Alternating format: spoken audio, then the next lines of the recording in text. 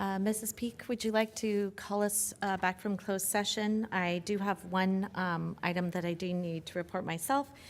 We appointed the City Council designated representative, and that is Councilmember Daniela Blank. And then the other two items, if you could, or three items, because we did add one item to our agenda. If you could please report out on those, please. Yes, Madam Mayor. On potential litigation items under Government Code Section 54956.9 sub D 2 and sub E1 and sub D4. On one item, the City Council discussed the matter and provided direction to the City Attorney with no reportable action taken. And on the second item, the City Council discussed the matter, provided direction to the City Attorney to waive attorney-client privilege with respect to specified documents, and no further reportable action was taken on that matter. On one item was added to the agenda with a 4/5 vote pursuant to Government Code Section 54956.9 sub A and sub D sub 1. It was pending litigation between the City of San Marcos versus Lynn Sula Pastrana, trustee of the AC1 Land Trust and AC2 Land Trust, dated March 14, 2021. North County Superior Court case number 37-2024-0018227. City Council discussed the matter and provided direction with regard to a settlement offer, and no further reportable action was taken in that matter. And that concludes the closed session report. Okay, thank you very much. With that, this meeting, the special meeting is adjourned. And then we will go right up into our new meeting, which is our regularly scheduled meeting for September 9th, 2025. I call this meeting to order. If you could please rise for the Pledge of Allegiance. I pledge allegiance to the flag of the United States of America and to the republic for which it stands, one nation, under God, indivisible, with liberty and justice for all. And I do have an invocation this evening. God, we ask your blessings on those who have been called to lead the community in which we live, work, and play. Please guide us peacefully through debate. Remind us that we're not only leaders, but most of all servants, and that it is our responsibility to serve the common good of all. Grant us the wisdom and courage to know how to do what is good, right, and true. May we always speak when it's time to speak out and listen patiently and respectfully when it is time to listen. May we always be guided by the spirit of community, by the spirit of justice, and by the spirit of love for our community. Amen. Okay. Moving on to roll call. Mr. Skolnick. Councilmember LeBlanc. Present. Councilmember Musgrove. Here. Councilmember Nunez. Present. Deputy Mayor Sanella. Here. And Mayor Jones. Here. Okay, next up on the agenda are proclamations and presentations. We do have the Smile Award. Councilmember Nunez. Did you want us to come down in front, or would you like to do that? Please join me up front. Okay, sounds great.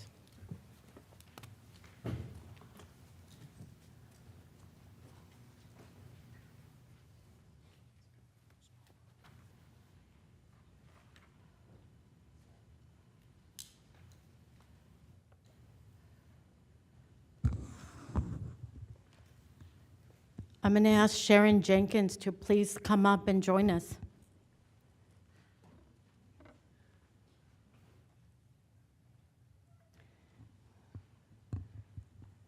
Thank you, Sharon. This evening, I have the honor of presenting our Smile Award, that's become a tradition for our council. And each one of us on the council has the privilege of recognizing an individual or an organization in our city that stands above the rest. And for me this year, this was really obvious. The most consequential event that happened for us as a city last year was that the voters of our city voted to pass Measure Q, which I believe changed the trajectory of our city. And the person that I think stands out for me in that work, that collaborative effort that happened, it's none other than Sharon Jenkins, who is no stranger to this council, to the city. And I see that former council member Randy Walton is joining us. In December, when a lot of us were here, and Sharon Jenkins completed her 12 years on our council, I remember Randy Walton expressed, and I'm going to quote because I can't say it better myself, "If a book is written about the history and development of San Marcos, there are many people in the room tonight who would find their name mentioned in that book. Some might be referenced in passing, some might warrant a paragraph, and a few would get their own chapter. But Sharon Jenkins deserves her own book." That was true in December and is true today. And what stands out for me about the work that happened the entire, really last year in 2024 leading up to the November 2024 election is that the crux of making sure that the voters had the confidence to vote in favor of Measure Q is really the coalition that came together. And I really do believe that building a coalition was the key to individuals and stakeholders representing almost every facet of the city who championed Measure Q was key to its success. It was Sharon here that united the broad coalition behind Measure Q and was the champion who led this historic effort.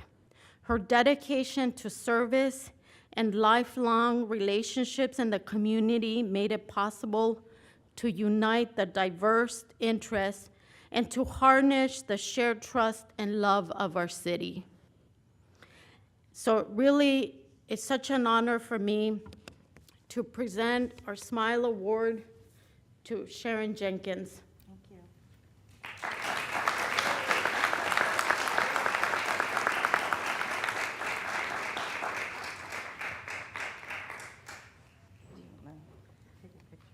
No, let's, Okay. no. She wants me to say, so just a couple things to say. So this started long before the November election. I met with a couple people, and we talked about, can we do this? And we felt we could do this. We had worked on other efforts together, and all of a sudden that group of three started meeting formally in March of last year. And that group grew until we came up with close to 200 volunteers who were walking and talking, not to mention, I don't know the final number, but it was at least 250 to 300 endorsements that we had for the measure. We had a couple highlights. We had some of our volunteers who had worked 3-day shifts get up, get off at 8 o'clock in the morning, and went and stood on corners to wave signs.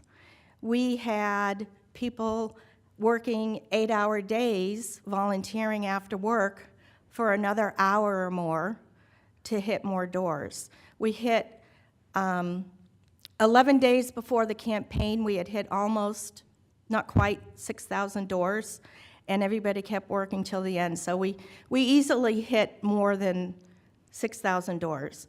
But while I stand up here accepting this recognition, it's really for everybody else. And while my name is on there, everybody's name deserves to be on there. So I stand up for all of you who worked so hard to get this passed. Just a couple fun trivia things. We had one Saturday where a volunteer showed up pushing his toddler in a stroller and went out and knocked on doors with that toddler. So everybody just really came together for the good of San Marcos. And so that's what this is all about.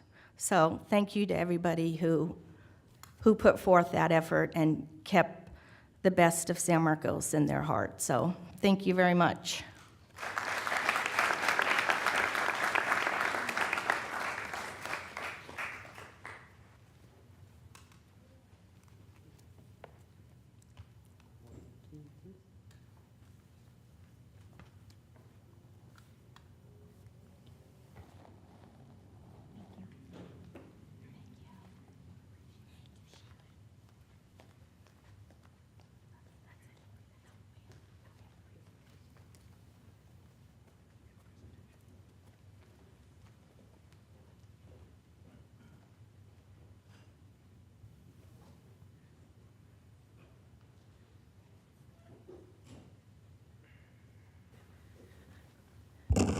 Okay. I always like to say I love to celebrate the past of San Marcos and the people that have contributed to where we are today. So definitely appreciate the service of former Councilmember Sharon Jenkins. Okay, moving on to our next item. It is the Vista Community Clinic Tobacco Prevention Awareness Presentation. Welcome. Let me just get situated. Okay. Hello, good evening, San Marcos Mayor and City Council. My name is Jennifer Gill. I'm the Program Manager of Vista Community Clinic's Tobacco Prevention Program. I've also been a resident of San Marcos for 14 years, so nice to see you. So smoking continues to be the leading cause of preventable death in the U.S., with close to 500,000 deaths each year and nearly $600 billion in healthcare costs. Here in California, we see about 40,000 deaths every year, and we know that tobacco use can harm every part of the human body. Different population groups have different rates of tobacco use, and I'm going to focus on youth tonight. So according to the National Youth Tobacco Survey in 2024, we saw that youth tobacco use was at its lowest level in 25 years, which is great progress. But there's still a lot of work to be done, because when we look at what products those youth are reporting using, the number one product are e-cigarettes or vape products, primarily flavored, and then more than 1 in 4 report using these products every day. So we know that 90% of adult tobacco users start using products before they turn 18. So this is a sign of nicotine dependence, which is especially concerning. Now, when we look at the second most common product, or nicotine pouches, it looks like there aren't a lot of youth reporting using, only 1.8%. But when we look back over the last couple of years, we are seeing that nicotine pouch use has increased over 60% since 2022. So we're all very familiar with our traditional tobacco products and then the evolving vaping products. But what I wanted to talk about tonight are the nicotine pouches. So this is an emerging product. It is a little small pouch that looks like this that you put in between your cheek and your gum, and you essentially suck on it to get the nicotine. So it doesn't contain loose leaf tobacco, but nicotine, cellulose, some other products inside the pouch. And because it doesn't have that loose leaf tobacco, the industry markets it as tobacco-free and therefore a safer alternative to smoking.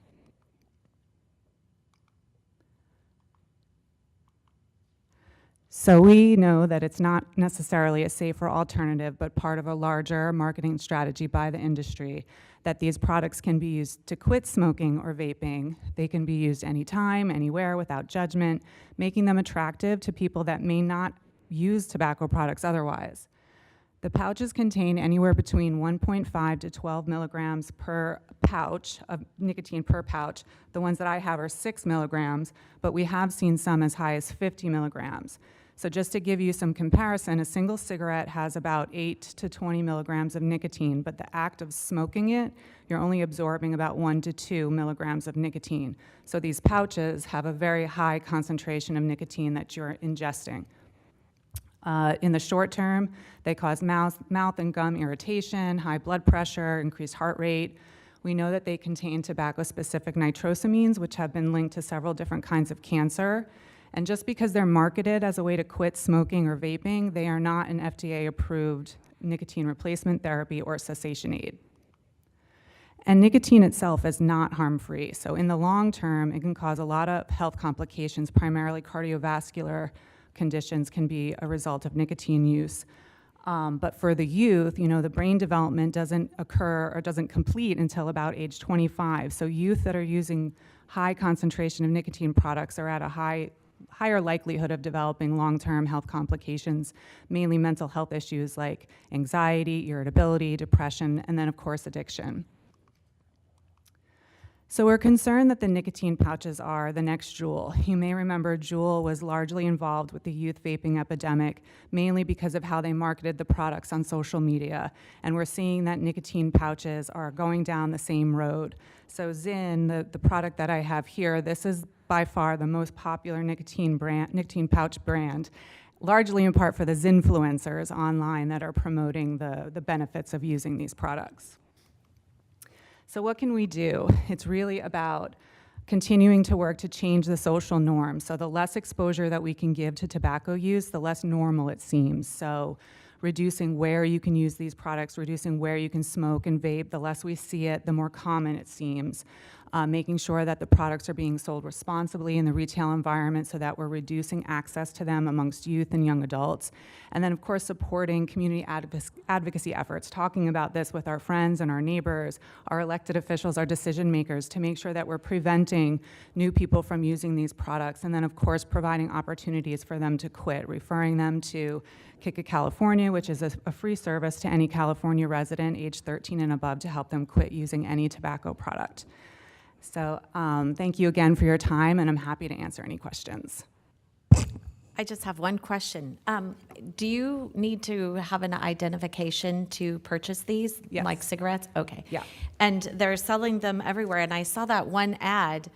And you know what? This is new to me because I honestly had no idea. I would have actually seen one of those, and I would have thought it's one of those moisture things that are in the packs of, like your vitamins and that sort of thing. I would never have guessed that that was some sort of nicotine if I saw it on the ground.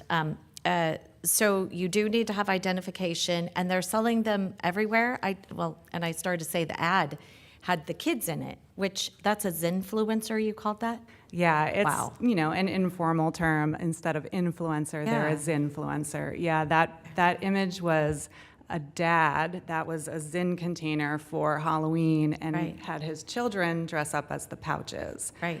And that just because of the interest of time, I didn't include others, but I came across videos of babies playing with the Zin pouches and the containers, and it's all over the place. But yes, they're sold pretty much anywhere you can get tobacco products. Okay, well, we'll definitely look into it. Thank you so much you for so your much. Have a good presentation night. this evening. Appreciate it. Oh, yeah, sure. Go ahead, Councilmember. I'm sorry if anyone has a Sorry, I just question. have one question. Do you see this long-term as becoming more of an issue than the flavored e-cigarettes? Do you see this as a continuing trend?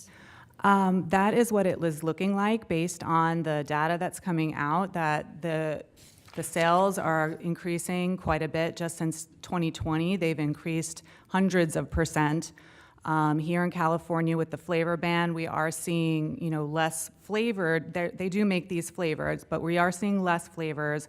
However, the industry tries to get around those types of prohibitions by creating what are called non-characterizing flavors like chill or ice, which, implies a cooling, minty type flavor, but because it doesn't say mint, it's not considered a flavored product regardless.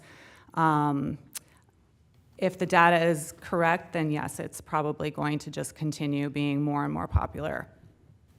It's frustrating, but thank you so much. That was Yes. great information. Oh, I'm sorry. I do have one last question. Sure. Oh, I'm sorry. Maybe you have one too. You go ahead first. Not a question, Go ahead. just a comment. Just wanted to say thank you, Jennifer, for the presentation, very informative. And I know that we're going to be meeting one-on-one here soon, and I look forward to talking more about it with you. Definitely, thank you. Real quick, is the legislature doing anything, the state senate or the state assembly? Have they? Yes, so started taking there this up? is an unflavored tobacco product list that's supposed to come out at the end of this year, and they just opened applications. So manufacturers of products have to apply to be listed on the unflavored tobacco product list in order to be sold in California legally. If they're not on that list, then retailers shouldn't be selling them. So while it will necessarily prevent underage sales, it will prevent sales of flavored products in the state of California. So there is legislation, and I will say that the Attorney General is very proactive in terms of making sure that the flavored products are getting off the shelf. He's issued a lot of, they're called notice of determination to manufacturers that are creating these non-characterizing flavored, including Zin Chill, to make sure that they're aware that they're not supposed to be sold here. Okay, so even though they're technically nicotine, and not tobacco, they would still be covered under that? Yes, they're still Okay. considered a tobacco product. Perfect. Okay, all right, that's what I was curious about. Okay, awesome. Thank Thank you so you. much. Appreciate it. Okay, moving on to consent calendar. We have, how many items do we have? Sorry, I took my glasses off for 1 minute. It's awful dark up here. 13 items. Are there any items that any council members wish to pull? Seeing none, do I have a motion? I'll move. Second. Okay, we have a motion and a second. All in favor? Aye. Any noes? Seeing none, I'll pass unanimously. And next up is oral communications. And we do have some speakers. First up is Justin Matsushita, which is California Fire Chiefs Association. And then next up will be Natalie Aguilar from Universidad Popular. Welcome. Good evening, Mayor Jones, members of the City Council. My name is Justin Matsushita, District 2 resident, recently retired fire chief, more importantly, former employee of Chateau Lake San Marcos and Fish House Veracruz. I'm here today because it is National Preparedness Month, and I represent the Emergency Management Section for the California Fire Chiefs Association. For those that are not aware, we're a statewide organization that has a bunch of dedicated professionals working towards improvements in fire and emergency response. We have secured tens of millions, if not hundreds of millions of dollars to help pre-position assets in times of high wildfire threat. We have fought endlessly for local control of ambulances, particularly pre-hospital setting for fire departments. And we're currently working on improvements for mutual aid sharing, in particular, emergency operations center staff or emergency management personnel. I'm specifically here tonight because I want to recognize one of our own, my Secretary-Treasurer, Jamie Smith, who is the emergency manager for the city of San Marcos. Well, she also moonlights as a Cal Chiefs member who helps to advocate passionately for disaster preparedness throughout not just this local community, not just through the county, but the state of California. She truly is a subject matter expert that we are fortunate to have in our community. I recently got to see her present, and I also got to see Councilmember Zanella and Mayor Jones there, and I appreciate, as a public safety professional, the advocacy for fire prevention and fire protection. She did a great job, like always, and she is the backbone of our section. Also, I want to highlight somebody who is instrumental in this zone, and that is your fire chief, Dan Barron. Chief Barron not only serves as a fire chief of this community, but he works as what we call our op area coordinator, operational area coordinator. He helps to coordinate resources, not just for the county of San Diego, but up and down the state of California. So the fire that we had yesterday in the East County, Chief Barron was a part of that coordinated effort to get the resources there. We have top-notch fire department here, top-notch law enforcement, our sheriff's officers. We have one of the best emergency managers in the business, and we have one of the best fire chiefs. Truly subject matter experts that we are very, very fortunate to have in this community. I ask you to utilize your social capital to amplify what we are doing at Cal Chiefs and what your emergency management personnel, your fire department, your law enforcement personnel are doing to try to protect this community. You have an incredible platform. I love the fact that I saw the two of you out there in our community, and I just ask for more of it. I'll make sure to share my information with you so you could share it on your social media platforms. Thank you, Justin. I always try to show up. I know that Deputy Mayor Sanella does as well. Thank you very much for bringing that to our attention. Next up is Natalie Aguilar. Welcome, Natalie. Good evening, Mayor and council members. I'm Natalia Aguilar. I'm a community educator with Universidad Popular and here to highlight some of our community events. Also, I wanted to say congratulations to Sharon Jenkins for receiving the Smile Award, and thank you for everything you do, Sharon. And so here are the highlights of our community events. So first off is a recap of our Preparando la Comunidad event. So last month on Friday, August 8th, from 5 to 7 p.m., we held our community block party in the Autumn Drive neighborhood. Our event was held in partnership with Listos, a statewide network for community-based organizations, boosting resiliency, providing accessible in-language information, and advancing a new culture for disaster preparedness. We had over 258 people in attendance, and thanks to an immensely collaborative effort, we distributed food to 204 families. We informed our community about how to prepare in the case of extreme heat, wildfires, and the importance of creating an emergency backpack. Thank you to our partners, Produce Good for supplying lemons, Brother Benno's for letting us borrow a refrigerated truck, and tabling at the event where Edward from Education Begins in the Home, the Boys and Girls Club staff, San Marcos Fire Department and CERT team. We also had a dedicated group of volunteers who made this event possible. So thank you. And we look forward to having more events that bring together community members of all ages to inform them about how to prepare for natural disasters.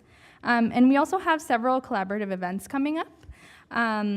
The first one also being this Saturday, September 13th, from 9 a.m. to 12:30 p.m. That'll be the Emergency Preparedness Fair. Universidad Popular is co-sponsoring the Big Shaker Earthquake Simulator, where community members can practice how to prepare in the event of an earthquake. So that'll be this Saturday. And then also we have Clean Energy Alliance workshops. So we are collaborating with Clean Energy Alliance to host a series of community workshops in Escondido, San Marcos, Carlsbad virtually, and also some others will be scheduled soon.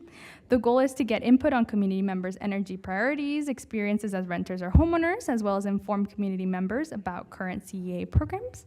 The next workshop will be next week, Tuesday, September 16th, from 5:30 to 7 p.m. in the San Marcos Community Room.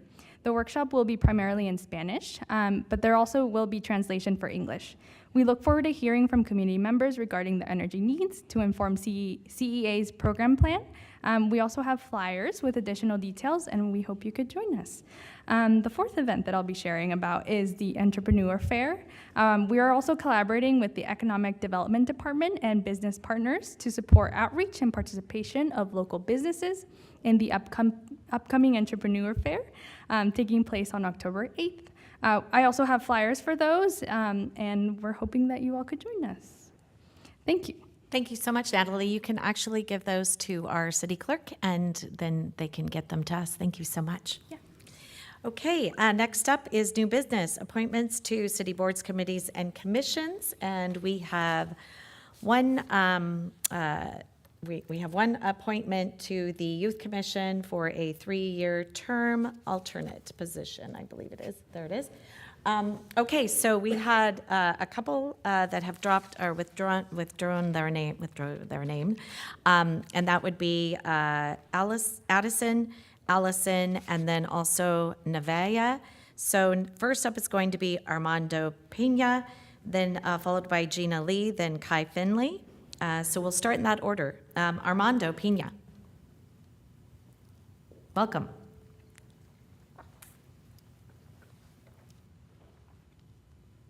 Do I press this button? Nope, you just get to talk to us like we're your friends. Don't be intimidated, please. Okay. Good evening, Madam Mayor and respected City Council members. Thank you for giving me the opportunity to stand before you and speak on my behalf. My name is Armando Pena. I was born and raised in San Marcos, California.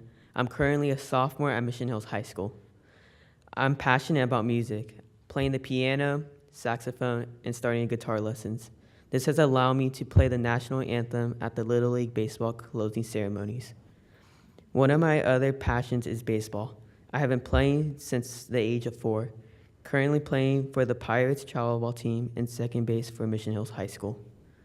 I have learned so many skills in baseball that working as a team can help achieve any goal through listening, communicating, respecting, and supporting one another.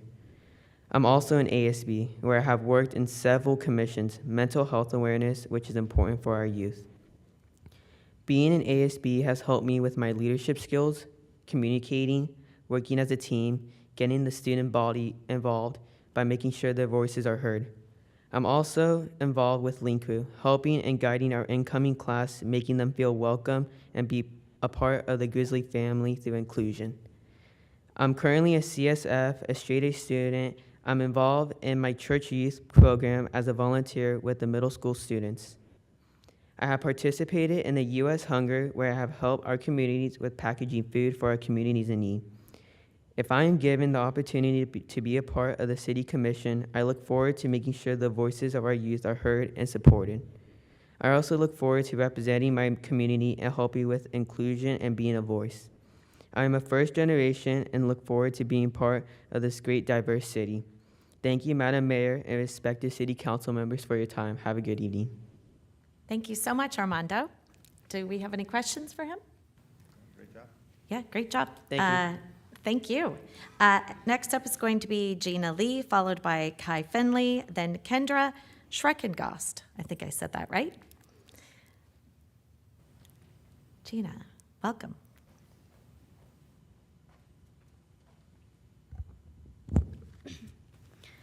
Good evening. My name is Gina Lee. I am currently 14 years old and go to Calvin Christian School. I am in 9th grade, where I run for my school's cross-country team on varsity. I do cheerleading. I am a founder and president of my school's finance club, and I am also in speech and debate. I was born and raised in San Marcos, and I have attended Discovery Elementary, Discovery Isle, and Double Peak. While in middle school, I was involved with the California All-Stars, where I competed and won 2 national championships. It directly taught me all the effects of dedication, hard work, but also productivity. It taught me to balance sports, personal life, and school. I have also received 2 awards during my junior high graduation for presidential education and fitness. I am a straight A student with a 4.2 GPA. During middle school, I also took part in the yearbook club and collaborated with others to create the yearbook while editing and photographing. I am also part of student body, where I organize school-wide events. I am a first generation with my parents who have immigrated from Korea. They chose San Marcos as the place to establish themselves. We own a restaurant located near California State University, San Marcos. The reason I want to be part of the Youth Commission is because it gives me the opportunity to truly engage with the city in which I have grown up in. As a child of immigrant parents, it can sometimes be difficult to connect with the community. However, with the Youth Commission, I not only engage with the community, but I'm able to make changes and take part in meaningful contributions. I'm also attracted to this position because it is one of the best opportunities for people of my age to gain hands-on experience within the city and make changes. A goal I want to achieve during my time as part of the Youth Commission is to serve the community, promote civic engagement, and upgrade street safety. Being involved with the city, for me, means making changes to improve quality of life for those in San Marcos and helping with causes that matter and directly relate to those who reside here. It's also the most effective way to learn about the city and ask questions like why or how. The Merriam-Webster Dictionary defines the word contribute as playing a significant part in making something happen. That is what I would like to do as part of the Youth Commission. I genuinely want to create an environment where living standards can be improved, even through small day-to-day changes. If I am chosen for this position, I will dedicate myself to creating a better place for people to live their everyday lives. Thank you so much for your valuable time. Thank you. Any questions? No? Thank you so much. We appreciate you. What? I know. Okay, Kai Finley, followed by Kendra Schreckengast, and then Madeline Cohen will be following. Good evening, Madam Mayor and council members. My name is Kai Finley, and I'm honored to be here today as a candidate for the San Marcos Youth Commission. I'm 14 years old, and I just started my freshman year at San Marcos High School. I was nervous entering such a large school, but in just a few short weeks, I've already witnessed how the students at our school work together to create an environment where everyone has a place and students feel empowered to voice their opinions and take on responsibilities. I've lived in San Marcos for the past 10 years, and I'm proud to call it my home. At San Alejo Middle School, I was a part of the WEB, Where Everybody Belongs program, which welcomes and mentors incoming 6th graders. I've also volunteered with my mom, teaching art at the elementary school, and was a group leader at Sugarloaf, a sleepaway fine arts camp for the past few years. I would like to serve on the Youth Commission because I care deeply about making San Marcos a place where everyone feels welcome and connected. I enjoy volunteering and giving back, and I want to encourage other teens to do the same. My strong work ethic, my ability to listen to others, and my enthusiasm for helping people would make me a valued member of this team. I'm responsible, organized, and committed. I know how to work well with groups, and I'm not afraid to step up as a leader when needed. I'm creative, and I love collaborating on new ideas. But like all teens, I also like to have fun. I believe enthusiasm and fun are key elements that will help me engage more in youth and city events and community projects. Thank you for considering me for this opportunity. I believe that young people have an important role to play in shaping our community and look forward to representing my peers and working together to make a positive difference in San Marcos. Thank you. Okay.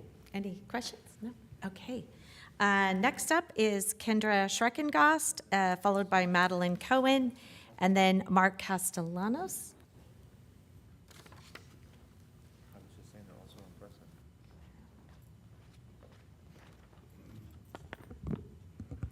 Good evening, Madam Mayor and council members. Thank you for this opportunity and for allowing me to speak in front of you tonight for my Youth Commission application. My name is Kendra Schenkaus, and I am attending San Marcos High School as a junior this year. Throughout my high school career, I've played varsity for the field hockey team, allowing me to connect with my seniors and understand the values of teamwork. Additionally, I play field hockey for a club called HUC. I have been on their high performance team, U16 team, for 3 years now, and it's allowed me to connect with a broader range of students with the same passion as me. As much as I am active outside of school, I also participate in clubs, and I'm actually going to be a co-president of a club called Thrifty Threads this year. In this club, we meet once or twice a month, and participants bring bags of thrifted clothes that they've altered. At the end of each semester, we have a flea market and then donate the proceeds to charities. Additionally, I occasionally volunteer for my church, such as overseeing games to help raise money. Not to mention, I'm a part of St. Elizabeth's core team, which helps guide freshmen and sophomores in learning about their faith in order to get confirmed. One time, for a camp called Whispering Winds, I volunteered for the whole weekend to take care of a child so the parents could relax and enjoy their retreat. This experience was uplifting as I got to see the joys of the little girl and their parents after a break. Going back to San Marcos Field Hockey, I helped design our Stick It to Stigma logo for the past 2 years. Stick It to Stigma is an event that Field Hockey at San Marcos holds in order to provide awareness for suicide prevention and mental health. While I have these extracurriculars, I've also been working at a company called Winston's for the past year. Working at Winston's has taught me how to deal with unexpected situations and manage my time. Last year, during school, I took a class called AP Capstone Seminar, which challenged my abilities to write a research report and present my findings about it. As expressed in my application, I have a strong desire to connect our youth to our local government to improve future involvement. I also wish to advocate for them by making sure their voices are heard in implementing new policies. This passion derives from my willingness to help all youth, no matter their background, and the wish to strengthen our community. In time, I hope to connect generations through dialogue and understanding. Thank you, Madam Mayor and council members. Thank you. Okay, next up is Madeline Cohen, followed by Mark Castellanos and Odin Coe.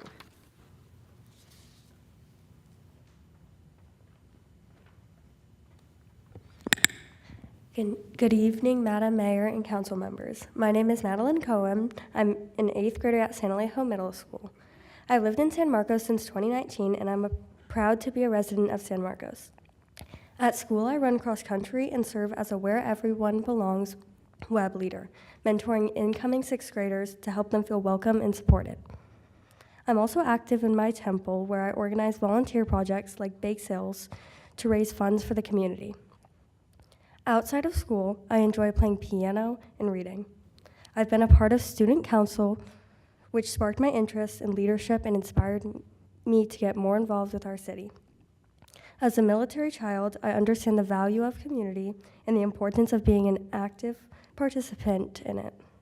I'm passionate about bringing youth perspectives to city events and activities. And I believe sports can play a powerful role in the community. I think I'm a strong candidate for the Youth Commission because I'm creative.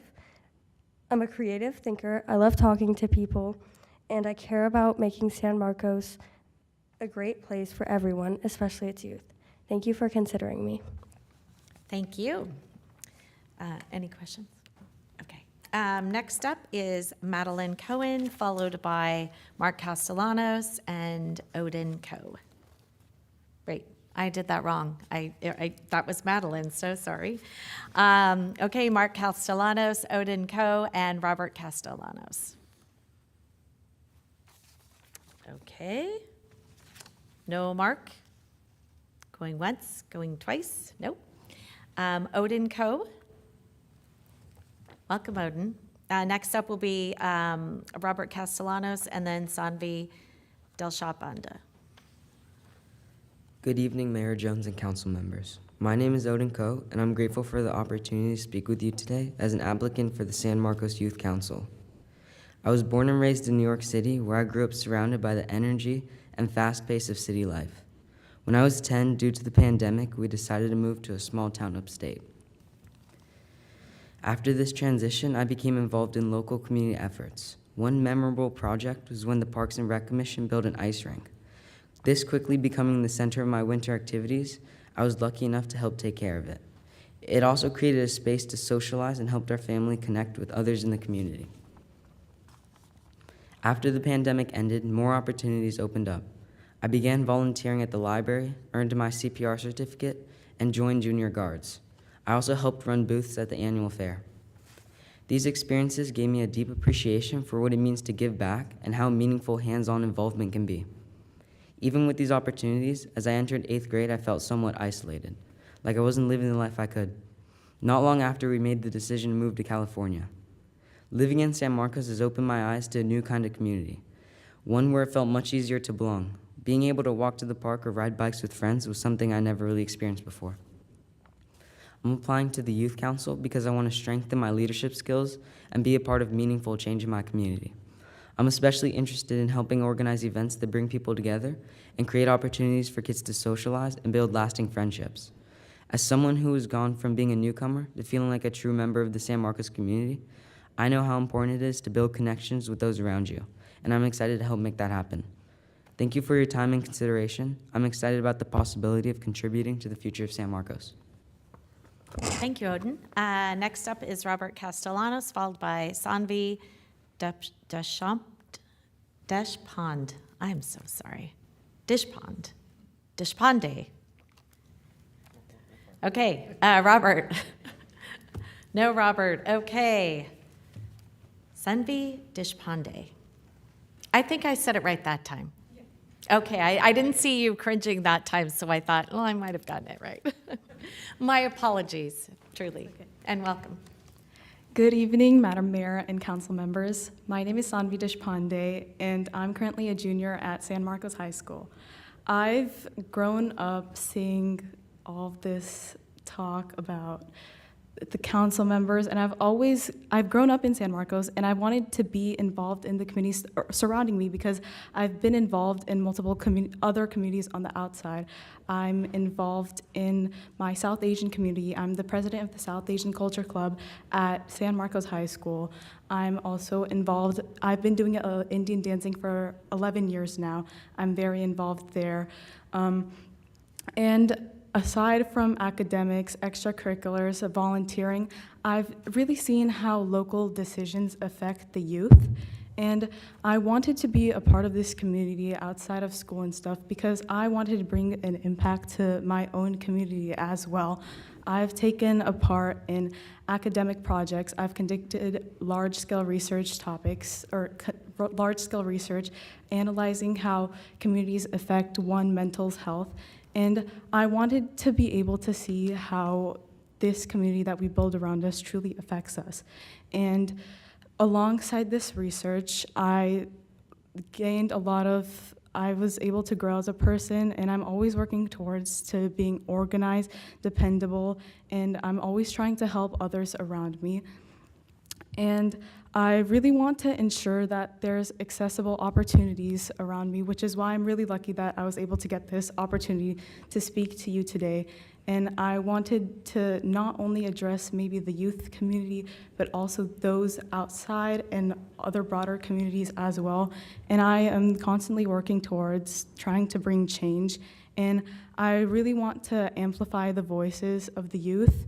And I believe that the youth of San Marcos plays an active role in changing what we can bring to our city, because this is the future generation, and I feel very lucky to be a part of that. I've grown up here, as stated previously, and since this opportunity represents itself in front of me, I applied, and I felt very lucky that I had the chance to do so, and I hope that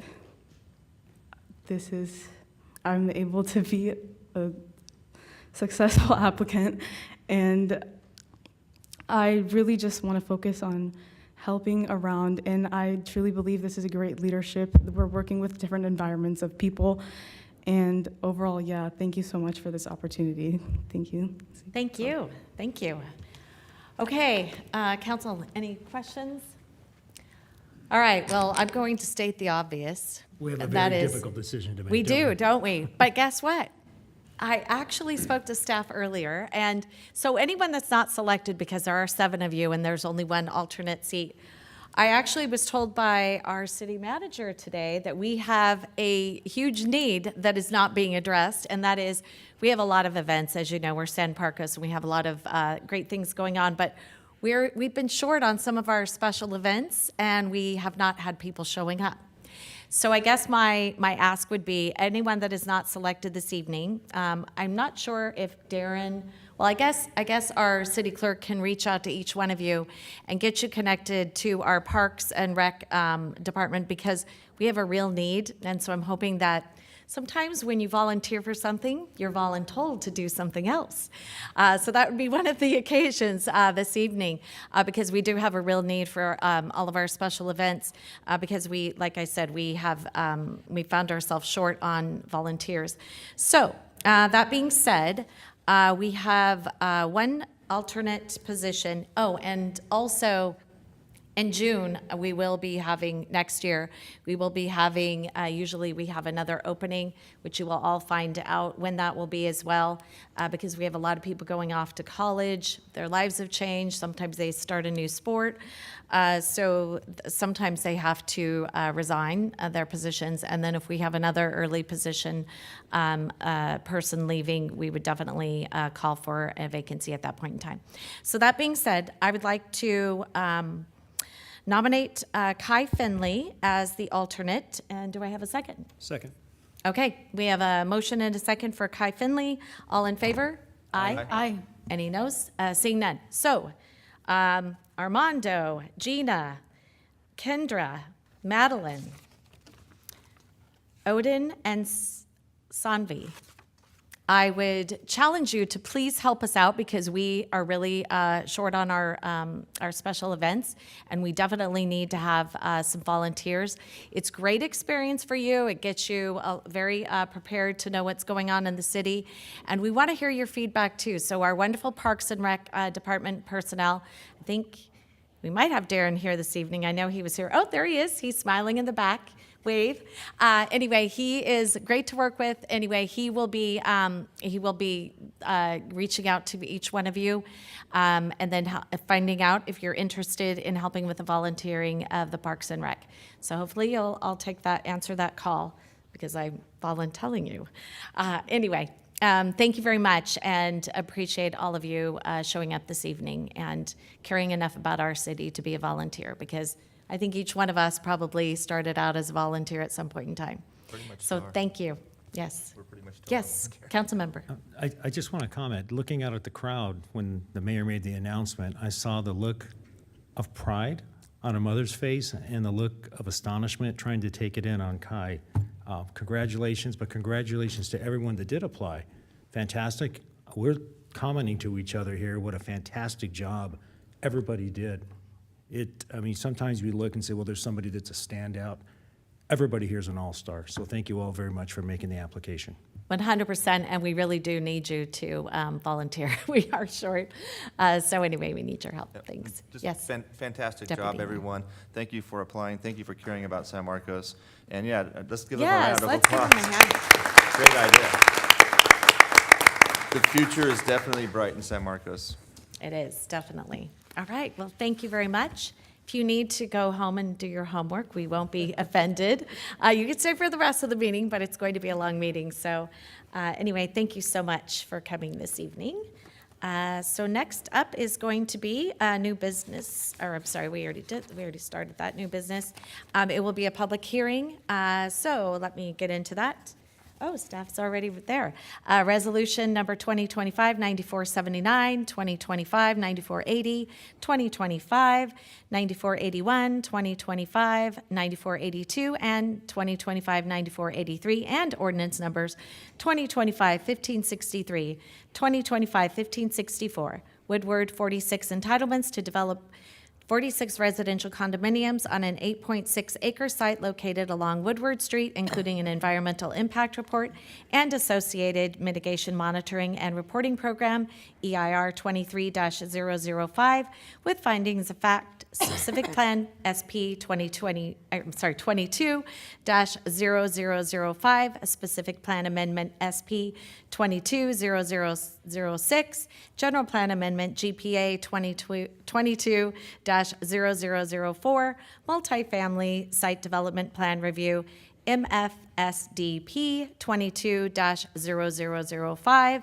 tentative subdivision map TSM 22-0004, and conditional use permit CUP 22-0005 as recommended for approval by the Planning Commission by a 6-0 vote. Don't say that 3 times fast, because that would be a tough one. Anyway, so Scott Nightingale, I'm not sure who's presenting this evening. Yeah, thank you. Joe Faraci? Thank you. Thank you, Mayor Jones, council members. This evening, Scott Nightingale and Kyrene Chua will be making the presentation. Thank you so much. Thanks. I'm Scott Nightingale, Principal Planner here, here to present agenda item number 15. Our item tonight is a specific plan for 46 condominiums by Cornerstone Community. As stated by the mayor, here's the following entitlements.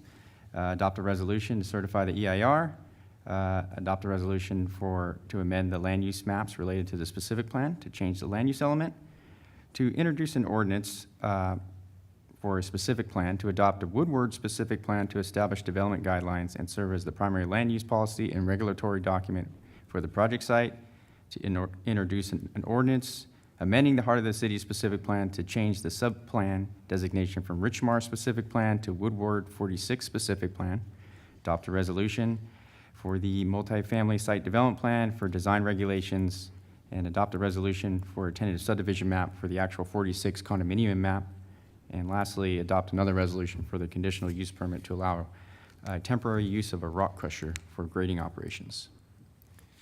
The project site is shown in yellow and is located on the east side of Woodward Street, approximately 235 feet north of Mission Road within the Richland neighborhood. It's a vacant site. It's approximately 520 feet away from the Sprinter station. Here's an aerial photo showing the vacant property, which steeply slopes upward towards Woodward Street. The surrounding land uses include the following. To the north, general plan designates this property as open space. Further north from this is a single-family subdivision on Vineyard Road. To the east, there are single-family homes on Silk Mill Place. To the south, we have multifamily condominiums within the community known as Mission Villas. And I also did mention the Sprinter Station is just southwest of this site. And to the west, you have a vacant property, and further west, the Town Center Commercial Complex. Here's an image of the proposed development for multifamily condominiums. Like I said earlier in the introduction, it's 46 townhome-style condominiums with 23 market-rate duplexes. The project will include outdoor amenities, 46 two-car garages, 16 guest spaces, and other landscape-type amenities, tot lot, outdoor play area, and landscaping throughout the entire site. The project site is located in the heart of the city's specific plan, which is approximately 1,500 acres centered around the town center and the university. Within the heart of the city's specific plan, there are sub-plans, such as this Richmar specific plan, which covers certain properties along Mission Road. The general plan identifies commercial, office, and multifamily uses as options for this Richmar specific plan. Development criteria for the Richmar plan has not been adopted by the city. Therefore, properties requesting development within this subplan are required to establish their own specific plan. As a result, the project proposes this Woodward specific plan for the 46 multifamily condominiums. To accomplish this, the amendments to the general plan and the Heart of City specific plan are required to update these maps as well as tables from the Richmar specific plan to create this Woodward 46 specific plan. The proposed Woodward 46 specific plan will serve as the comprehensive planning document that establishes the design and development guidelines for the project site. The development will serve as the primary land use policy and regulatory framework for the project by providing multifamily development plan review process. Under this specific plan, the only permitted use within this 5.3 dwelling unit per acre site will be multifamily residential, and basically just this project. The specific plan includes design standards and other requirements such as building setbacks and regulating parking and the bulk and scale of the project. The tentative subdivision map, as shown here, includes the creation of the 46 airspace condominium units In addition, the steep slope areas of the property would be established as open space lots where no development would occur. The subdivision boundary would include an internal driveway providing access from Woodward Street up to all the units. The proposed graded slopes are also shown on this map. And I don't know if you could see it, but in red, you can see all the retaining walls, which vary in heights up to a maximum height of 23 feet. The proposed grading for the project will include a total cut of about 41,000 square feet, or cubic yards, sorry, and fill of about 50 cubic yards will be brought on site.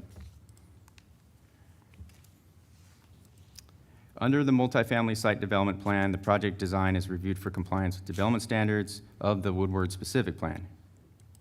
The site development plan will address the design of the 46 units arranged as duplexes and the associated private and common open space, the residential amenities, and review of floor plans and architectural elevations will also be part of this. The proposed project includes 3-story townhomes ranging in size from approximately 1,585 to about 1,900 square feet, with averaging of 542 square foot yard areas and 540 square feet of roof deck areas with 63 square foot of balcony space for each unit. The recreational amenities will, like I said earlier, will be the landscaping. There's a tot lot. They will have like a playhouse area, turf play areas, as well as covered patios and a sensory garden. The applicant actually will be speaking more on this when they do their presentation. The building consists of a contemporary architecture style, including pitched roofs, varied roof lines, pop-outs and wall projections, and enhanced features such as textured colored walls, wood lateral siding, roof decks, stone veneer, and the maximum height of these buildings will be at 45 feet from the ground level.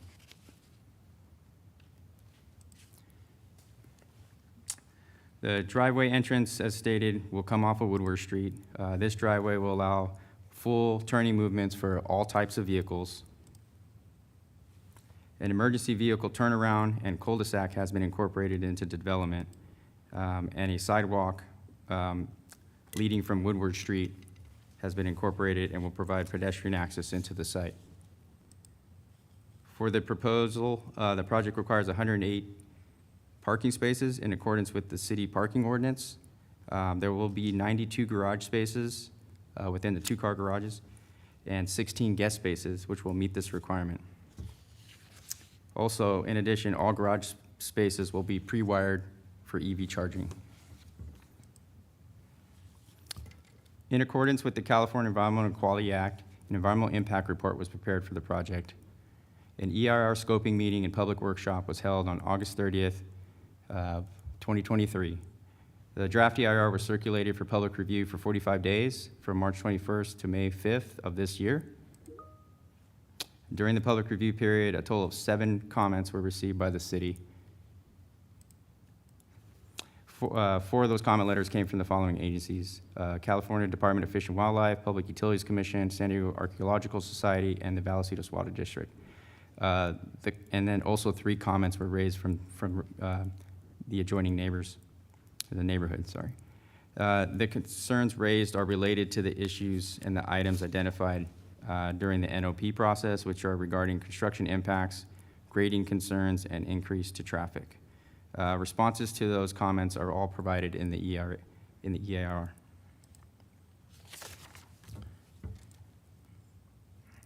In summary, the EIR concluded that the areas of impact would be mitigated to a less than significant. The biological, cultural, tribal resources, and noise impacts have been analyzed to ensure they are reduced. Regarding mitigation for biological impacts, the project would mitigate for the impact to the 5.5 acres of coastal sage scrub by on-site and off-site preservation and purchase of mitigation credits. In addition, the project is conditioned for a bird and wood rat nesting survey prior to any on-site disturbance during the nesting season. For cultural impacts, the project is also conditioned for partial preservation of burring of cultural resources located on site, In addition, cultural monitoring during the grading activities for potential subsurface prehistoric and historic artifacts will be required. And lastly, for the proposed rock crusher, the project is conditioned for noise analysis to determine noise levels at the property lines meet standards. If warranted, noise impacts from the equipment will be reduced through installation of sound barriers and mitigation. At this time, I'm going to turn it over to Kyrene Chua, who will explain the engineering portion of this and traffic.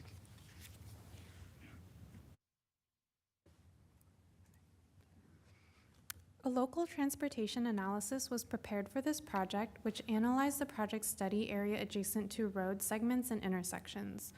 With a generation of 368 average daily trips with 29 a.m. and 37 p.m. peak hour trips, this analysis demonstrated that the project does not add more than 2 seconds of delay to the surrounding facilities. Therefore, no substantial improvements are required. Additionally, a 50-foot southbound left turn pocket will be provided on Woodward Street to allow for left turn access to the project site. The proposed project qualifies for an exemption from a vehicle miles traveled analysis based on adjacency to high-quality transit, with the San Marcos Civic Center Sprinter Station being located approximately 800 feet from the project site. The project meets all criteria required for this exemption and therefore has a less than significant transportation impact.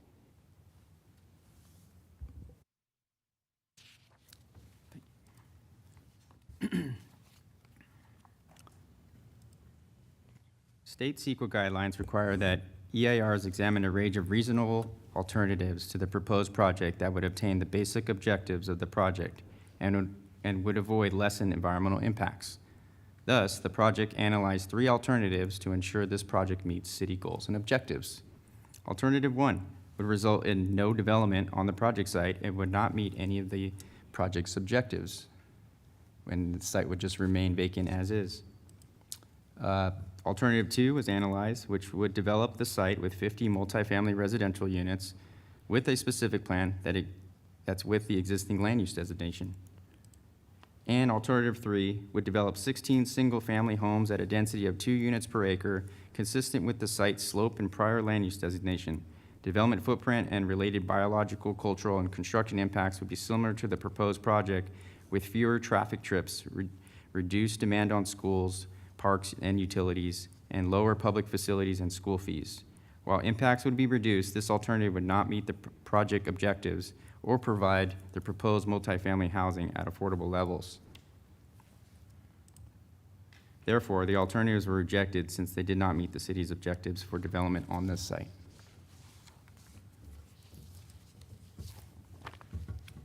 On June 16th, the Planning Commission voted 6-0 to recommend certification of the environmental impact report and approval of this project. 3 community members raised concerns about the potential impacts, including inspection of the adjacent retaining wall, noise from blasting and construction, and rooftop deck disturbances. In response, staff and the applicant explained that the wall will be inspected before and after grading and blasting, construction noise, and the construction noise will be regulated per city code, and future noise violations for the site will be addressed by code enforcement or the sheriff's department. In result, the Planning Commission recommended that this project be seen by the Planning Commission by a 6-0 recommendation of approval vote. Apologize for this rendering here.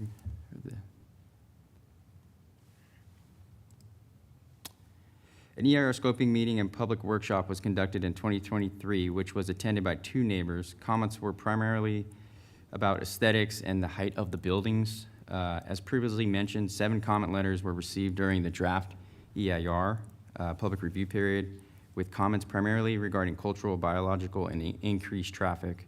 Responses to those comments are provided, like I said, in the final EIR.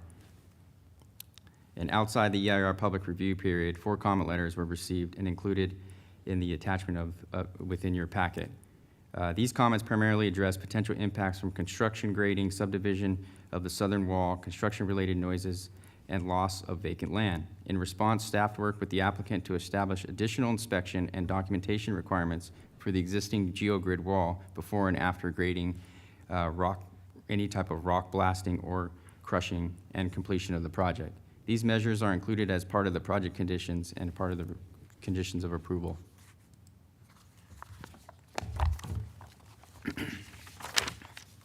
In summary, the project adds available housing to the city's inventory that is in compliance with the city's policies and is consistent with the development in the area. As discussed in the staff report, the project is consistent with the general plan and its land use goals and the housing goals element, or the housing element goals. It places housing within walking distance of transit facilities. It creates high-quality design project that's established under the proposed Woodward specific plan. The site is located within an area that can support a variety of uses which are suitable for multimodal transportation, such as the nearby transit facility and the bike lanes. And the project would be an addition to the broad range of housing opportunities within this area. The project also supports smart growth concepts by being located near transit, commercial uses, and employment opportunities. So with that, based on the findings of the FAC, staff recommends approval of the project to City Council and recommends adoption of these following resolutions and ordinances. That concludes my presentation. I'd be happy to answer any questions. The applicant is present and would like to also make a presentation. Thank you. Thank you, Scott. Are there any questions of staff? Because if not, then we'll just go right into the applicant's representative. Any questions from staff? No? All right, Matt Simmons. Thank you. Welcome. Good evening. Mayor Jones, council members, thank you for your time tonight. I'm Matt Simmons with CCI, and I'm here representing Cornerstone Communities in this wonderful project. First, I want to say, when I grow up, I hope I can speak as nicely as your youth commissioners and applicants just did. That was amazing. I know. Really appreciate that. I also would like to thank city staff for their work on this project. This project was actually started with Norm Pedersen, who's since retired from the city of San Marcos, and Scott and Kyrene have carried the ball somewhat seamlessly through the process, so thank you for your efforts tonight. Scott, do I have control of this with the clicker? I can do it if I do. I think yeah, I you yes. should. Yes, okay, great, thank you. So I will be brief tonight on my presentation. However, at the end, I am going to cover a few things pertaining to some public comments received in relationship to the wall that exist on both our property and our neighboring property. You'll see some of that here, but I would like to reserve some time to answer any questions you may have or any questions that may come up during public comment as well. This is an 8.57 acre vacant site located actually just to my left, your guys' right, outside the council chambers across the street. And we are proposing 46 townhome condominiums with recreational and biological open space. The floor plans for these units will range in size from approximately 1,500 to 1,900 square feet. Each unit is a little unique, and it will actually provide its own private yard space, and some will have balconies on them, and others will have rooftop decks mixed throughout the three different plan types for the project. For the recreational open space, we've got a large area that's kind of central with a wonderful west view that is going to have activities for both youth and adults, so the community can come together here. We'll have gathering areas with picnic tables and shade structure. We will have tot lots, a sensory garden, and also a trike bike path for the kids to ride on, where parents can keep a close lookout for them. This project has some of the benefits of it is going to be provided some much needed housing in this obtainable range. It is next to already constructed roads and infrastructure, so we are building a driveway to support the project, but not additional roads or infrastructure. We are directly across the street from both the transit station and on the north side of Mission Road, also a bus stop right there, so it's a high-quality transit development. And it is what we would consider a smaller project with smaller impacts, so we try to reduce that footprint a bit with the project. This is a couple of different slides I have here in relationship to concerns that were raised during the Planning Commission meeting and some public comments received during the EIR process. What we're looking at is the lower section of our project, which would be the kind of black and white thicker walls that you see there. And then distances from that to the existing wall that supports the Mission Villas project that was done not that long ago. And in fact, a significant portion of this team, including myself and our engineer, actually processed the previous Mission Villa project. So we have a lot of experience and knowledge of that wall, how it was built, and how this project may or may not affect it. During the studies, there were no geotechnical items identified with the structural integrity of the wall or potential problems with that. That being said, we still want to be cautious and address the concerns and make sure everybody feels comfortable moving forward with it. Here you can see the, if you read the boxes kind of from top to bottom, the property line that does show the wall crossing back onto our property and the fire buffer. At one point, there were 3 parcels there that were all under contiguous ownership. And as each one developed, they granted each other permissions for access, fire buffers, wall construction, things of that nature. So this is a continuation of that going on here. You can see kind of at the corner of the driveway that actually comes down to Woodward. That portion is on this particular property. And then again, the dotted line that follows around the backside is the fire buffer. And then this here is an earthwork exhibit that I think is relevant to the conversation. The blue is the fill areas. The pink and the dark red are the cut areas. The dark red is the strongest or most potential area for rock to be found in the process. And you can see that the wall and access driveway are kind of there at the bottom of that screen, closest to the fill material itself. So our walls will be designed to hold all of that weight and keep that from transferring down onto the walls down below that. And our nearest area of cut is going to be significantly further into the project as compared to the grading of the project. We do process conditional use permits to verify that we can do rock crushing and blasting activity on the site. However, it is not known at this time specifically that we are going to have to blast or crush. Once they get out there and start doing the physical grading work, if they find what we call floaters or large boulders, that's where that potential for crushing or blasting pops up. And in this case, it would be in the red areas there. Can I ask you a quick question on that? Absolutely. So I feel like sometimes if you don't ask right when it's happening, it's hard to go back. Yeah. How long do you think it will take before you actually figure out if indeed you are going to need to blast? I mean, would it be by a year from now, 2 years from now? Like, what do we foresee that possibly being? Sure. So as you may be aware, projects like this are in their tentative phase right now. Yes. So these are all the tentative approvals. The EIR sets the stage for us to take the next step in processing, which in this case is an environmental permit from the wildlife agencies. It's called a Section 10. Yeah, that could take a while. It's under process, so we're hoping less. Sometimes, but sometimes it's my you get that variable, moving so it's along. hard for me to give you an exact time. And then we also have to process our final engineering and construction drawings. I'm going to guesstimate we're probably in the year 18-month range before we're actually seeing grading activity out there on site.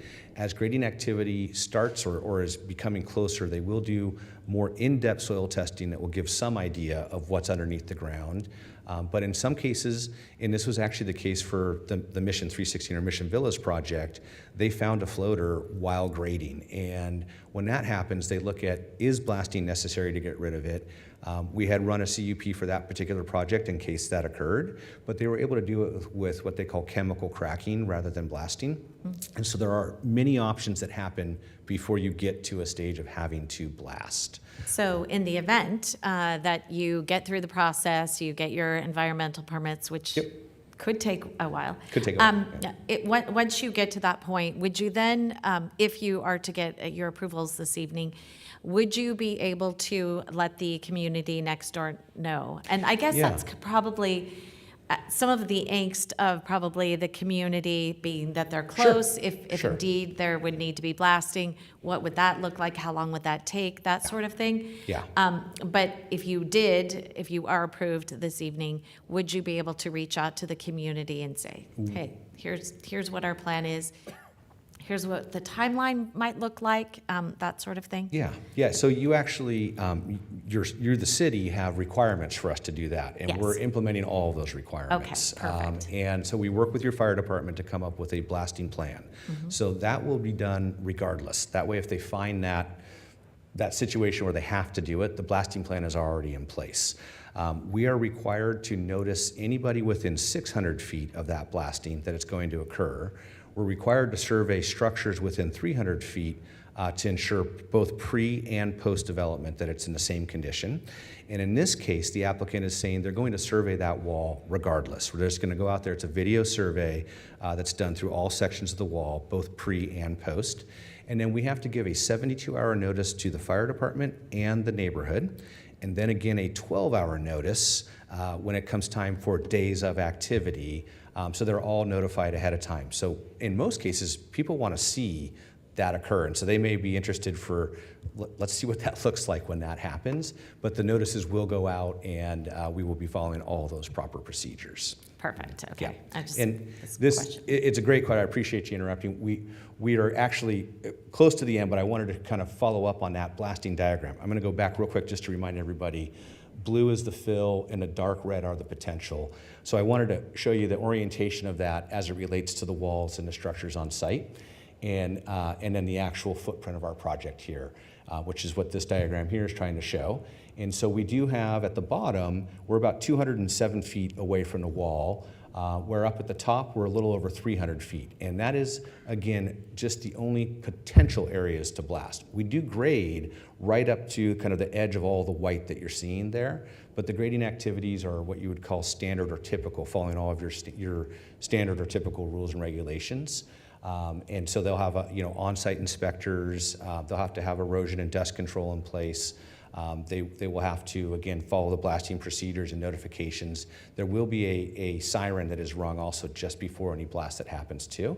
And I think based on the graphic, it seems to me that the closest property owner would actually be on Silk Mill. If you go up. Oh, absolutely they would. Yeah. Yes, Okay. yes, yeah. No, And yeah. we've worked with those property owners in the past, and so I'm trying to address the ones that came for public comment. Sure, So I sure. don't Yep. have the measurements that way, but they would all be notified and part of that same process. Yeah, I just want to make regardless. sure, very thorough so that everyone knows. And I know that these blasting companies, they do this all the time. It's not Yes, like their first foray in all of this. So I just wanted to make sure that, and this is, I think, Councilmember LeBlanc's first meeting where we have a land use. So I'm trying to think of all the things that I remember I asked in the beginning, because you don't know what you don't know. And I'm not saying she doesn't know, because she's very bright. We're found such a gem with her, but I think, just talking about these things, talking them through is really helpful. Yeah. So I appreciate your thoroughness on all of that. Any other questions? I have one for staff, not for Matt. Okay, all right. You're not done though yet? I'm actually right at the end. I just wanted to Okay, conclude real okay. quickly that Yeah. it is in the benefit of the developer here to be very upfront and clear about these potentials as well. Yeah. And their contractor carries the blasting contractor, a specialized insurance and process they have to follow, along with the developer and their general contractor. So there's multiple levels of protection in place here, and they want nothing but success with this process. So they, again, will go out, video this wall ahead of time. They do it in sections, so that it's not just like one quick pass by the wall. And then they'll go back out afterwards and verify that it's all structurally intact. That wall itself, I just wanted to talk briefly about that.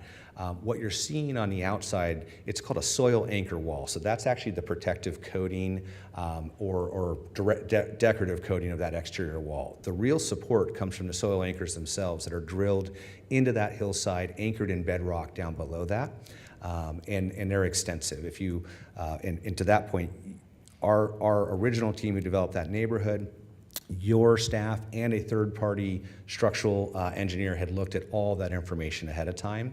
And likewise, we've gone through that review to date on our tentative, and we'll go through a similar review on our final engineering for the project as well. And I'm not aware of anything ever happening within the city of having something go bad on something like this. I guess my last question personally on this would be, if there were to be something that happens that day, there are people out on site where they're going to be 100% on top of it, correct? And on top of that, we will actually have signage.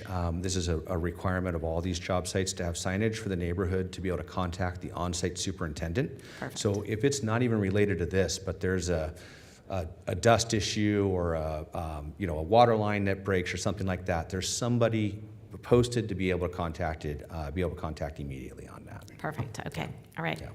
Any other questions? You said you had a question of staff? Just real quickly. Hopefully, Joe, you know the answer to this one. The dates on these go back to 2022, is that correct? On the applications, the permits? I'm specifically looking at the GPA. Is this our first or second one for the calendar year?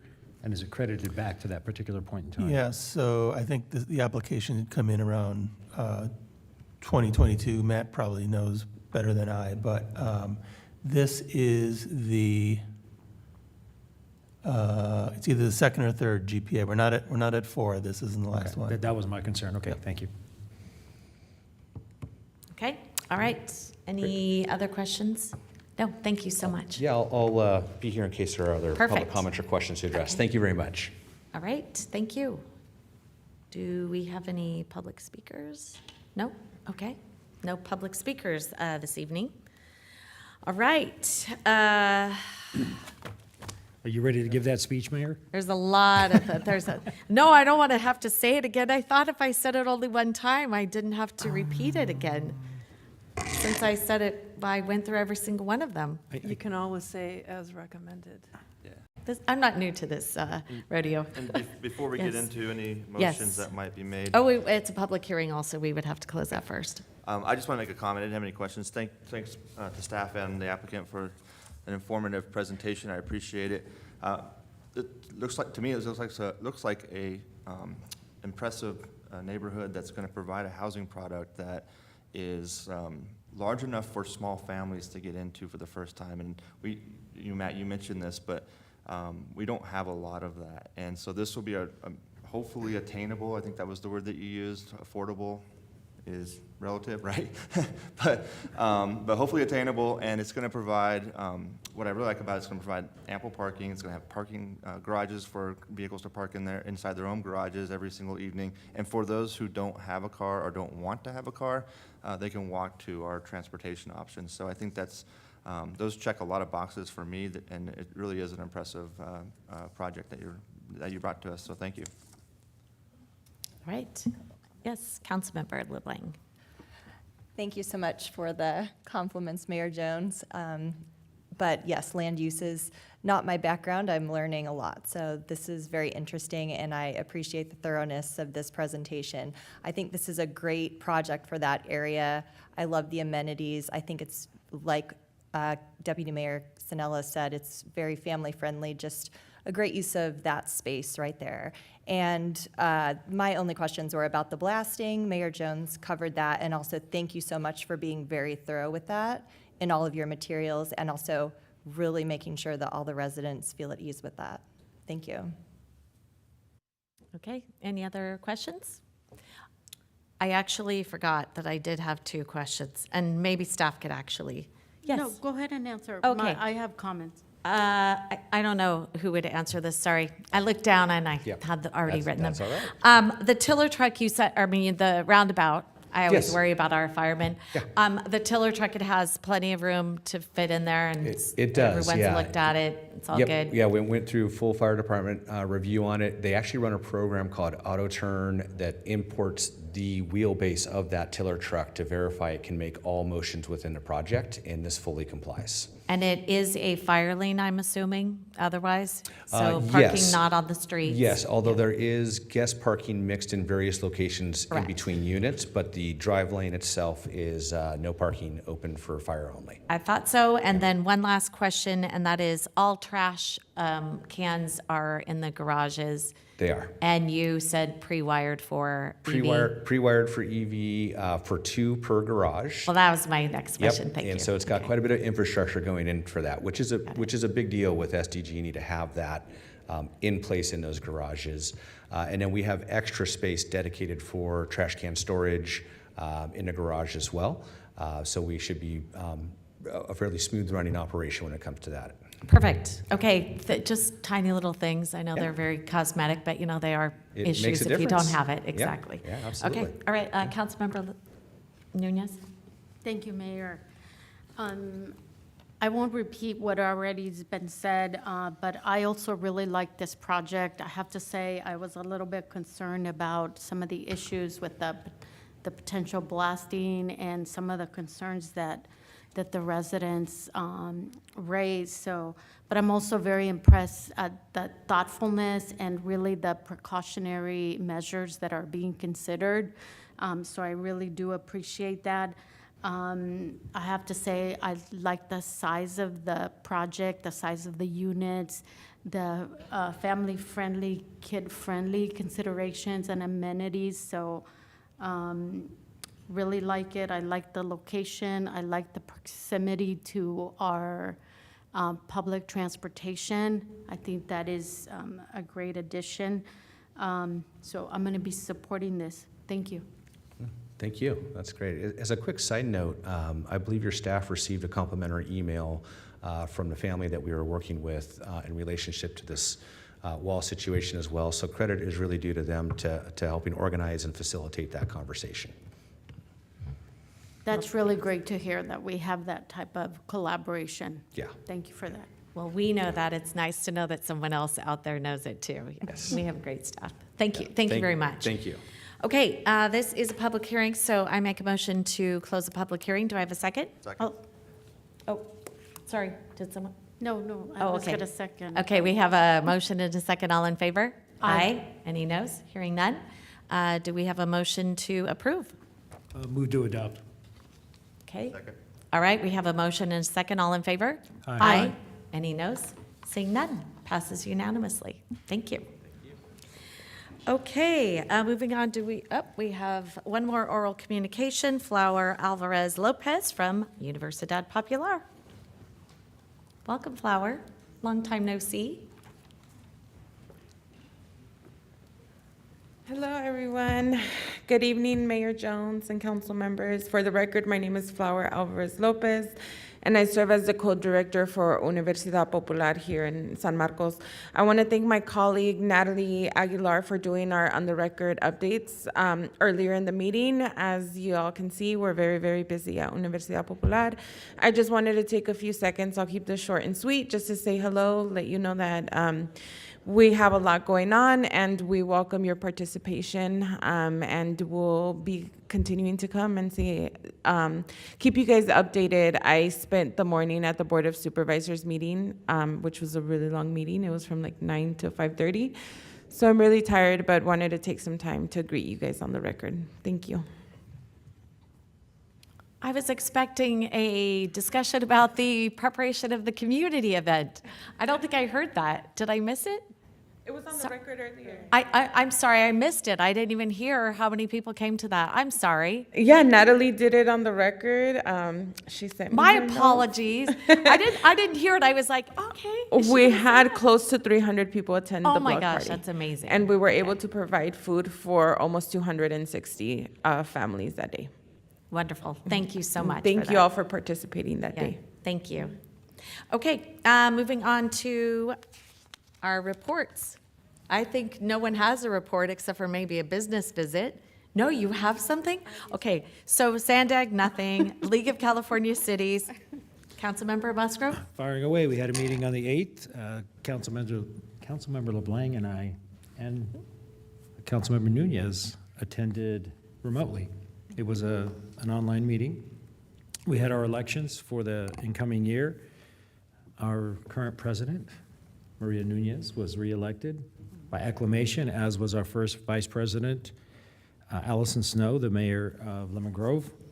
And there was a motion for second vice president from a candidate, Suzuki from La Mesa, who was not at the meeting. And Councilmember O'Donnell from the city of Vista nominated himself for the second vice president. That nomination was seconded by Rick Robinson from Oceanside and approved unanimously. So Councilmember Nunez president, first vice president Snow, and second vice president Dan O'Donnell from Vista. Did I get that right? Okay. We had a presentation, and again, we get these on a regular basis. It's the Academy for Local Elected Officials. It's sponsored at San Diego State, and they provide opportunities for newly elected. And they're also bringing a media relations component, which is going to be very, very interesting to help staff and cities, if they don't already have something in place on how to handle press inquiries, PIO, just general media relations, they're going to help. And the discussion went also to using some of the models from some of the more successful programs in our region and use those as examples of how it can be done at scale. We got reports from Councilmember Acosta from Carlsbad on the current cap and trade program in the state, CAL FIRE mitigation with Zone 0, and Mayor Minto from Santee. Continuing education, this is pretty important, continuing education programs that are provided by the League for city staff, for all the 18 cities in our county. So if we have training that we would like our staff to attend, the League sponsors it at no cost to the member cities. Pretty important. We did get a legislative update from Melissa Spanks Kranz and Christine Guerrero. Again, on the cap and trade, a little more detail, some cleanup info on bills that are being worked on, including the high-speed rail, the Delta conveyance, which is pretty important for us because it brings water throughout the state. And it is the last week of, as it was described, the horse trading that's going on in Sacramento. You approve my portion of this bill, we'll substitute that one out, and we'll get it all done and spend the taxpayer dollars. That concludes my report. Ladies, anything else? Yes, what's going on with SB 79? They didn't go into specifics on bills, but we did get, you should have received emails pretty in-depth with a lot of the pending information. Yeah, SB 79 continues to have a lot of attention. We did get an update I saw from CAT, our division representative, and she did provide a little bit of an update. So maybe we can share that with Phil, with the entire council. I think we might have a better idea next week. We do have a webinar scheduled for the 15th. So we might have a little bit more detailed information as far as where we're at with SB 79. I'm getting a lot of feedback. It could potentially go into the weekend, but this is the final week for the current legislative session. It's go time. It is go time. It's go time. We need to reach out to our legislators, both state senate and assembly. I actually met with some, I actually did have something that I did over the break. I did meet with Lisa Hebner from Solana Beach and Sandag staff with Darshana Patel, our assembly member, to talk to her about SB 79. And it's by right housing up to 7 stories if it's within a certain proximity of in a bus line or a rail line. It would be devastating. Again, anything that's by right, I'm opposed to. We definitely need our land use decisions to happen here within the cities. But anyway, you seem like you have something to add there, Councilmember LeBlanc. I just wanted to add, at that meeting, they did mention that SB 79 has been amended 13 times already. And it now only covers 5 or 6 counties in California, and San Diego County is one of those. So somebody asked the question, what's stopping me from sending a letter asking for my county to be excluded? Right. And she said, it's worth a try because there does not seem to be any rhyme or reason in how they're deciding to exempt counties from this. I think what they're doing, they're trying to focus on the major metropolitan areas, and Makes they're sense. trying to keep AB 79 from being a gut and amend bill, because that's happened to quite a few of them. Well, here we are, the city with the second most affordable housing within the city limits at almost 11%, and we are sitting here still facing mandated housing. I'm always opposed to it, but that even makes it stings a little bit more, just because of that reason. When you've got cities that are doing the right thing like us, that are very intentional of our efforts, trying to build that housing, and then, we still get mandated housing, it's very frustrating because there's no proper planning that actually goes behind it. So that rubs me the wrong way. So, yes. If I may, I do want to add, because of the horse trading that is happening last minute. What can you get us? What can you get us? They did encourage phone calls all right at this time. Well, what can we get an opt out because we have so much affordable housing? We have double digits. We have, the only city that has more than us in this county is, I think, National City. I mean, come on, we should be able to opt out. All right, so maybe our representatives our president, can you do something for us, Madam President? No pressure. Please, no pressure. I think at this time, we might need a direct line to the governor. Well, can you get one? He's in South Carolina, I believe. Oh, geez. Well, anyway, okay, well, let's just keep trying. I say it's go time. All right, anything else on that topic? Oh, Oh, if I yes. may, we do have our City Pack Padres game this Friday in the evening. So if anybody is interested in attending, please reach out to me. I thought Kat updated that, saying all the tickets were sold. I think she can work something out if somebody's available. I know there's a lot happening, especially this weekend, but I think if anybody's interested, we can make it work. So that's available to electeds and staff of the member agencies. Correct. Well, if any of our staff wants to go, if it would help with our politicking to try to get us to get a pass on this SB 79, I would say, let's go. Anyway, well, okay. Well, we know where that stands. Okay, any other discussion on that? Seeing none, North County Transit District. Deputy Mayor. We were dark in August. Our next meeting is on the 18th of this month, and we do have representatives coming from NCTD to give us an update at our next council meeting on the 23rd, specifically about an update on NCTD+. Okay. North County Dispatch Joint Powers Authority. We met on August 27th, and we did not have any action items at this meeting, but we did have a couple discussion items. And we had a facility update where we discussed the possibility of a future facility for Northcom on the Rancho Santa Fe Fire Protection District in Harmony Grove and Escondido.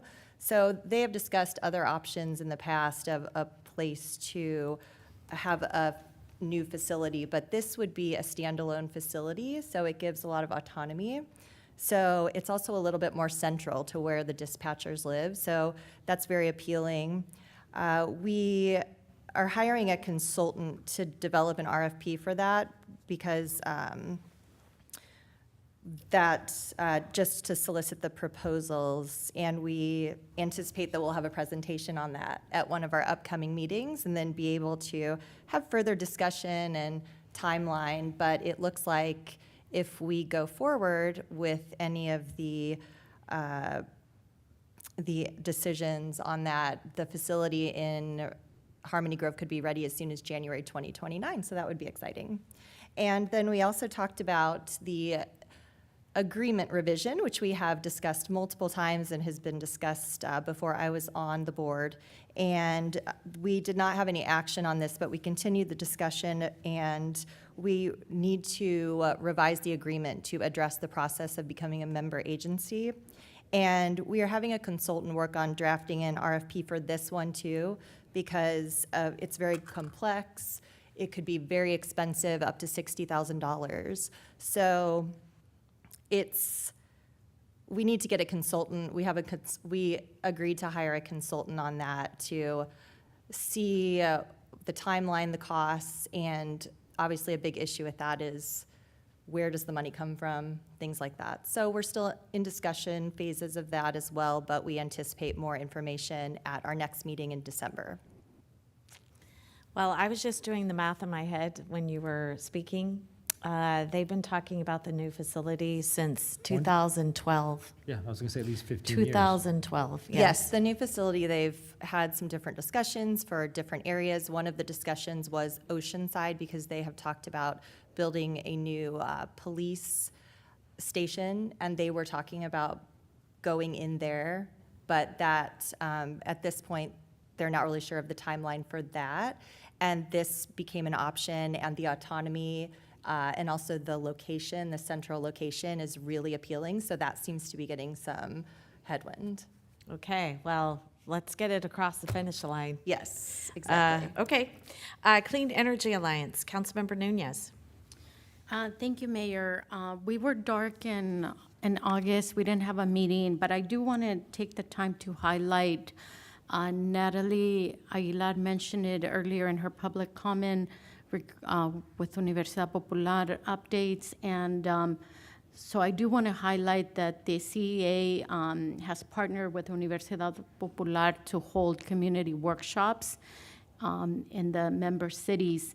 The first one actually took place in Escondido yesterday. I was able to be there along with Vice Chair, Council Member Christian Garcia from Escondido. So we had a great turnout, very engaging. And the purpose of the workshop is for the CEA to obviously let the community know that they exist and the valuable service they provide.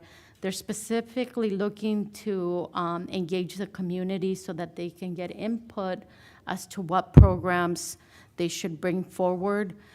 So really important. And we already have dates for the workshops. So the next one will happen at our community room here in San Marcos on September the 16th at 5:30 p.m. And the next day on September the 17th, it'll happen in Carlsbad at 5:30 p.m. And then the last one scheduled so far will be September 24th at 5:30 p.m. and that will be virtual. And these are happening both in English and Spanish. And so really just engaging. I also want to take the time to thank city staff for promoting these, and I think we'll continue to do that. So if anybody's available to join us, I think it's great that the residents see us really active and involved. Okay. Oh, All right. and our next meeting will be September 25th. Okay. All right. Thank you. All right. Next up, New You Rejuvenation. Business visit. Councilmember Nunez and Deputy Mayor Sanella. Want me to start, or you want to start? You know what? Go ahead. Okay. So Councilwoman Nunez and I, just yesterday, went and visited one of our businesses here in San Marcos, New You Rejuvenation. They're located, as you can probably recognize the buildings, off of South Santa Fe, or South Rancho Santa Fe, that La Costa Meadows kind of business park down there, kind of near, as you kind of going in through, up into Santa Leo Hills. And so New You has been serving the community for 12 years with its San Marcos location operating for the past year. It's a medical center. It provides personal training, sports recovery, athlete-focused programs such as vibe therapy, which I wasn't familiar with until yesterday. Power plate training, stretching regimens, and competition preparation support. In addition to the athletic services, New You emphasizes overall wellness through therapies, including massage, hyperbaric oxygen. They actually have a chamber there in the facility. And it's interesting because we didn't know somebody was in it at the time. And so Sarah and I were kind of like peeking through the window to look to see what it was all about. And there was actually somebody that came out of there a few minutes later. So it was quite comical. But we had a good time, and the person that was in there was, they were a good sport about it. They do ozone therapy, chiropractic care, and then what's really cool is they're just completely a family-owned business. I think the mom, dad, husband, wife, kids, they were all there yesterday while we were visiting, and multiple generations of health practitioners that are working together to promote health, vitality, and longevity within the community. You want to take the last four? Yeah, so the team includes specialists in personal training, massage therapy, nutrition, lymphatic health, chiropractic care, and LVM, ensuring a well-rounded approach to wellness. They offer flexible membership options, provide access to the full range of therapies and services offered at the center, and they're really community-focused. They help local athletes and sports clubs. They offer recovery therapies for teams and coaches to reduce injuries and enhance performance. The center also provides family and corporate wellness programs designed to support group health and prevent long-term health issues. So one of the things that we try to do during our visits is to see what needs the business might have, or And so one of the things that we talked about is whether or not they had an existing relationship with CSUSM, and they said they did not. So our team is going to be making that connection, which we expect will really enhance, I think, the CSUSM students. And one of the things that they mentioned is that they sometimes have students that need to do their hours, so it's something that I think will both benefit from the students and the New You Rejuvenation Center. Another connection might be through University of St. Augustine, because their physical therapy and occupational therapy, there might be a connection there too, so we should probably I believe that came up as well. That came up, Oh, Mayor, perfect. yes. All right, I see our wonderful economic development director back there giving me a thumbs up. So good. All right, wonderful. Any other discussion on that? Councilmember LeBlanc, I think you have a council commentary item this evening. Yes, there's a local business owner that I ran into this morning, and she said her son is 16 years old, so this goes along with our theme today of bright youth in San Marcos. And he is doing an event this Thursday, September 11th, from 5 to 7 at the San Marcos Community Center. And his name is Shane Patel, and again, he's only 16. He has this vision of educating young kids. So it's geared toward elementary students and younger middle school students. And he wants to encourage kids to learn early and young how to eat healthy, how to stay fit, how to be physically active. And this sounds like a great little event, and there will be free t-shirts.